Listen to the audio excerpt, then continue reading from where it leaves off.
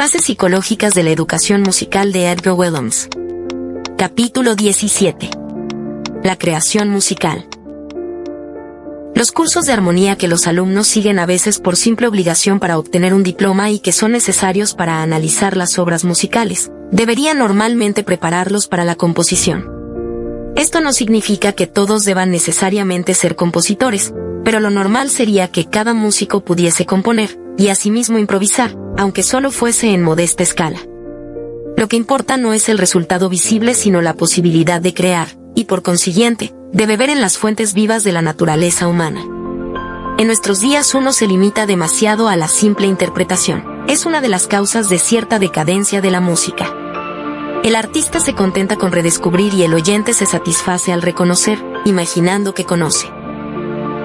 Para que el estudio de la armonía tuviera verdadero sentido, sería menester evidentemente, que orgánicamente se ligara, por un lado, con el ritmo y la melodía, y por el otro con la vida musical. Este no es siempre el caso, ni mucho menos.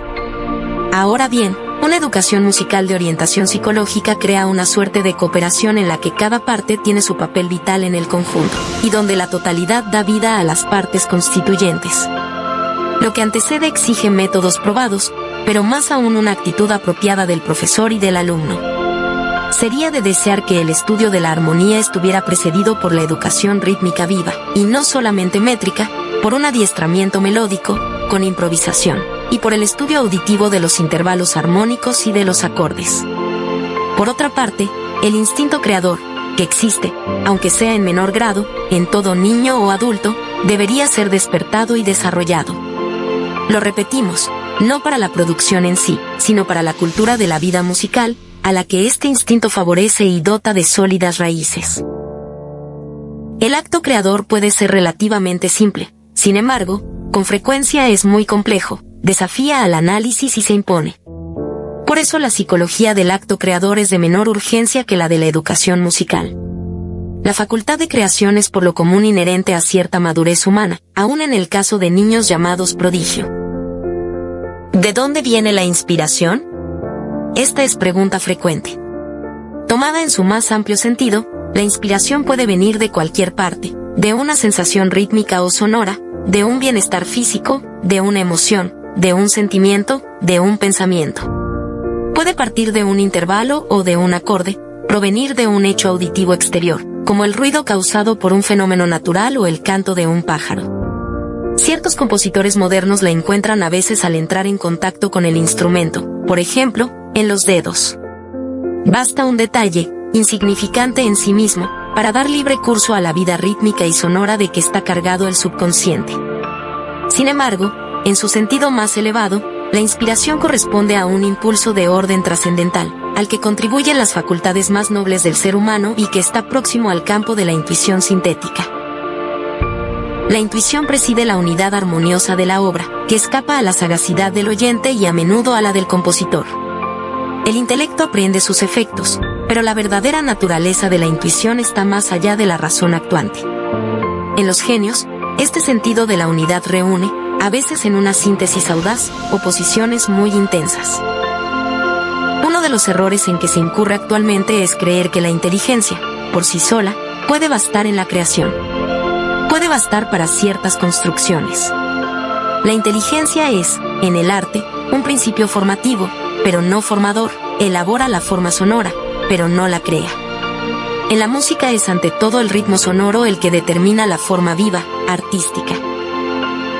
En cuanto a las formas arquitectónicas convencionales, como el Lied, la sonata, la fuga y la sinfonía, no son en sí mismas obras de arte. No dan ninguna indicación previa de la naturaleza y calidad del dinamismo propio del ritmo, y menos aún de los estados emotivos expresados o evocados. El carácter armónico, aun estando a veces, por las modulaciones y cadencias, íntimamente unido a la estructura arquitectónica, puede también variar de clima para un mismo plan formal.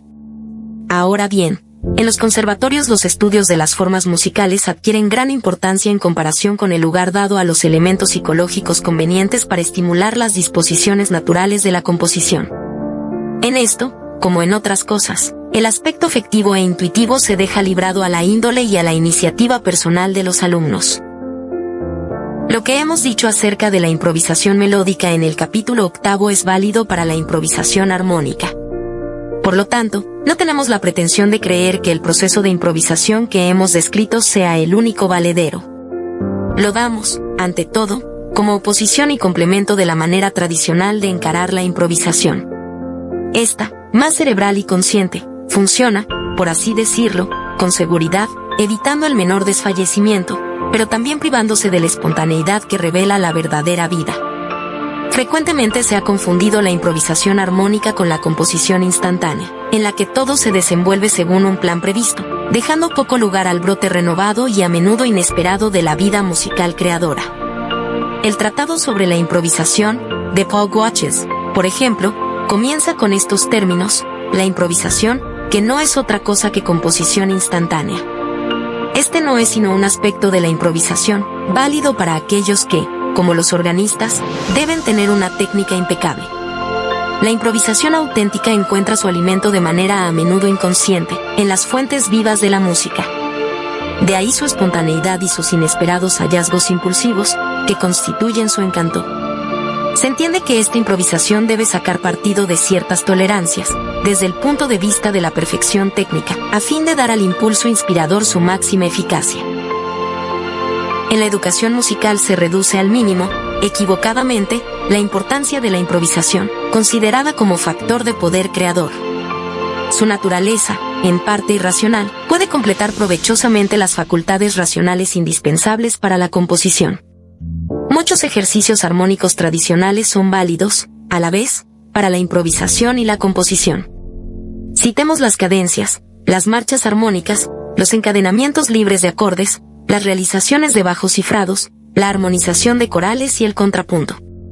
En todos estos ejercicios puede insistirse sobre la importancia de la audición, que a menudo es exclusivamente mental, e igualmente sobre el ritmo, que en estos últimos años ha cobrado una importancia creciente y que puede dar a los acordes un valor renovado, tanto en su empleo tradicional como en su aplicación moderna.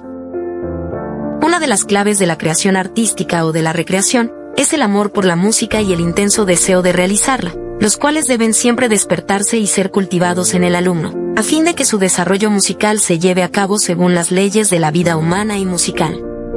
Se reemplazará, pues, la fórmula el arte por el arte, tan querida de muchos artistas, por el arte para el hombre, fórmula más ampliamente humana.